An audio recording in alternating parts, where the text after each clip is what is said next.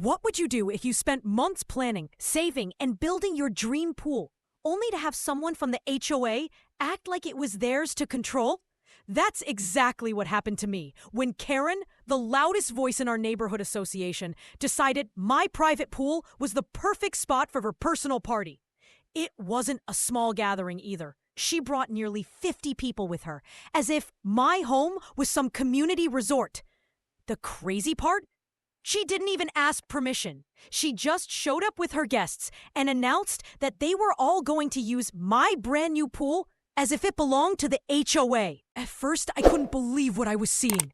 Cars lined the street, kids running across my lawn, and people carrying towels and coolers straight toward my backyard. Then came Karen, smiling like she was the host, waving her hands around, telling everyone where to sit. My stomach dropped. But at the same time, I felt a surge of determination. This wasn't gonna happen. This was my property, my pool, and she had no right to claim it. That's when I made a decision that changed the whole afternoon. Just a few weeks before this madness, I had finally finished the pool project that I had dreamed of for years. The contractors wrapped up the work, the water sparkled under the sun, and I couldn't wait to relax in my own space without dealing with anyone else's rules. It wasn't a community pool. It wasn't part of the HOA facilities. It was built on my private property, with my money, for my family. Everyone in the neighborhood knew that. But Karen had a way of twisting things to fit her own ideas. She often spoke like she ran the entire neighborhood, and people usually let her because they didn't want trouble. From the very start, she made comments about my pool as if it somehow belonged to everyone. "Oh, it'll be great for the community," she said one day. "We'll have HOA events there, and everyone will get to enjoy it." I laughed it off at first, thinking she was joking. But deep down, I had a feeling she wasn't. I didn't raise my voice, didn't argue. Instead, I simply walked past her and turned the lock on the pool gate with a solid click. The sound echoed louder than her excuses. Her eyes widened, and the smile disappeared. Suddenly, the whole crowd went silent, waiting for her reaction. The silence didn't last long.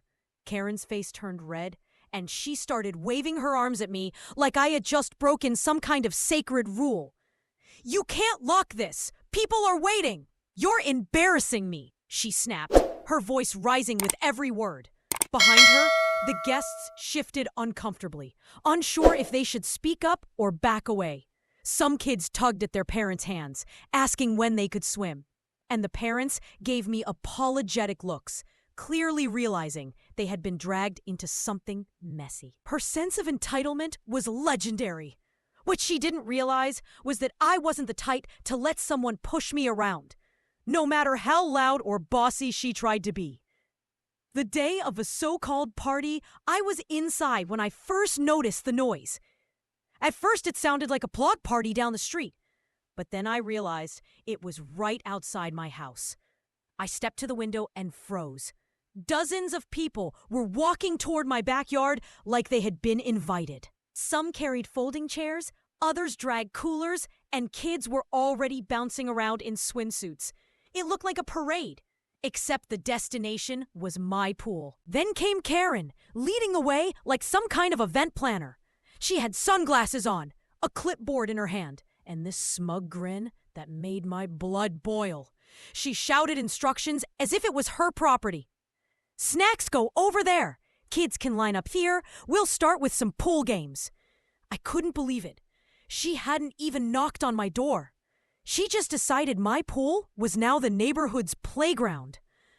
I stood there, heart pounding, torn between laughing at the absurdity and storming outside to end it.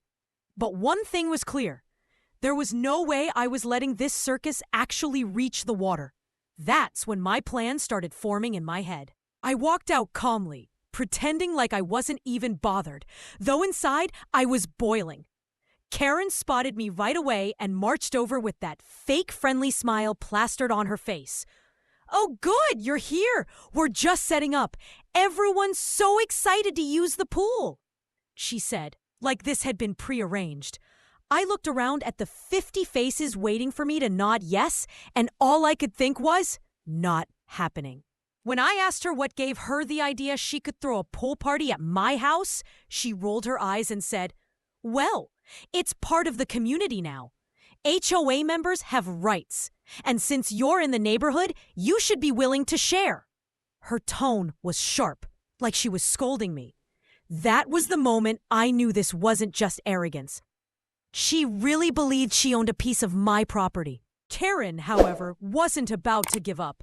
She stomped toward the gate and rattled the lock, glaring at me as if she could intimidate me into opening it. "This is community property," she shouted. "The HOA has every right to use it." I almost laughed out loud at how ridiculous she sounded. But instead, I calmly reminded her that the deed had my name on it, not the HOA's. My pool wasn't on shared grounds, and she had no authority to claim it. That only made her angrier. She whipped out her phone, threatening to call other HOA board members, maybe even the police. I folded my arms and waited, completely unmoved by her outburst. Karen dialed furiously, pacing in front of the locked gate as if the ground itself owed her an explanation. I could hear her voice carrying across the yard, demanding backup from other HOA board members, spinning the story to make me sound like the unreasonable one. "He's blocking community access," she hissed into the phone, glancing at me like she'd already won. The guests whispered among themselves, some looking annoyed that they'd even come, others clearly embarrassed. After a few tense minutes, 2 more HOA members showed up, probably dragged out of their Saturday by Karen's dramatic phone call. They walked up, trying to act official, but even they seemed unsure. One of them quietly asked me if the pool was on shared land.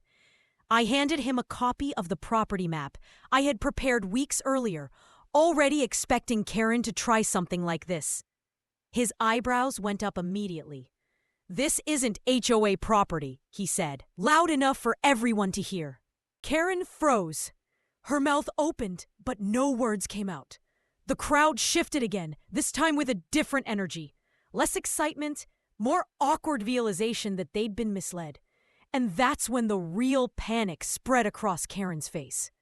Karen's voice cracked as she tried to regain control. "Well, he still can't keep 50 people waiting like this," she stammered, her usual confidence slipping away. But the guests were no longer on her side. Parents started gathering their kids, muttering about how they were tricked into thinking this was some kind of official neighborhood event. A few even gave her sharp looks, clearly frustrated at wasting their afternoon. The more they walked away, the more desperate she became. She lunged toward me again, demanding I unlock the gate, but now her tone sounded less like authority and more like begging. "Just let them in this once. Don't make me look bad," she pleaded. But I stood firm. My silence spoke louder than any argument I could have made. She turned back to the dwindling crowd, raising her arms as if she could magically pull them back. But it was too late. Every folding chair, every cooler, every towel slowly disappeared down the street until only Karen remained, standing in front of a locked gate she couldn't control. Her plan had collapsed in front of everyone, and she knew it. I could see it in her eyes, the moment she realized her power was gone. She stood there, still clutching her clipboard, her face pale and her voice barely above a whisper. For the first time, Karen had nothing to say.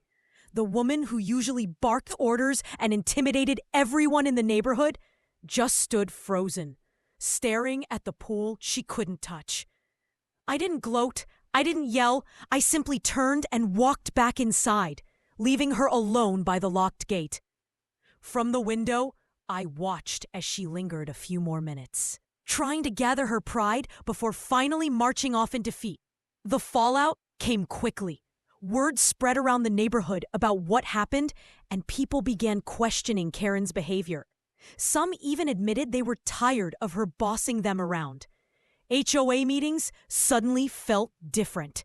She wasn't the loudest voice anymore, and her influence had cracked. As for me, I enjoyed my pool in peace, exactly as I had planned from the beginning.